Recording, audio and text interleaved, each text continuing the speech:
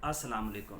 दोस्त अक्सर पूछते हैं कि ये कमेंट करते हैं, ये बात करते हैं कि सर ये जो इल्म आप जो बता रहे हैं या जो आपने ये अक्सर बताई है, ये तूतिया की फ़लाँ किताब से है या रूह कीमिया से है, ये रूह कीमिया, ये जो कीमिया के जितने भी मतलब जो हिकमत की किताबें हैं ना, ये हकीम अस्माइल ने लिखी हैं, ठीक है।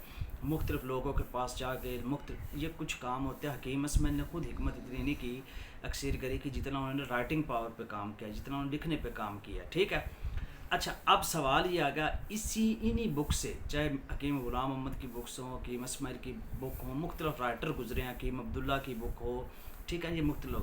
अब क्या इनकी किताबों में जो नुस्खे हैं वो गलत हैं? बिल्कुल नहीं। इनकी किताबों में जो नुस्खे हैं वही इनकी लेबॉर्ट्रियों पे पड़े हैं। इनकी किताबों के नुस्खे बिल्कुल ठीक हैं, उसमें किसी किस्म का कोई मसला नहीं है। मसला है हमारे बनाने में। हम चीज़ों की मकदारों को ठीक नहीं लेते, हम चीज़ों को प्योर नहीं लेते, हम चीज़ों में जल्दबाजी करते हैं।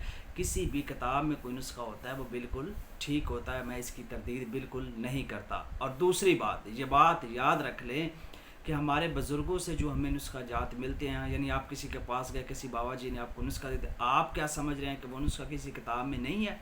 वो बिल्कुल किताब में होता है, बस उसको हमने मॉडिफाई तब्दील करना होता है अपनी दनाई और अकल के साथ। वही नुस्खे को हमने अपनी अकल इस्तेमाल करते हुए थोड़ा सा चेंज करना होता है और उस पर कामयाबी हासिल करना होती है।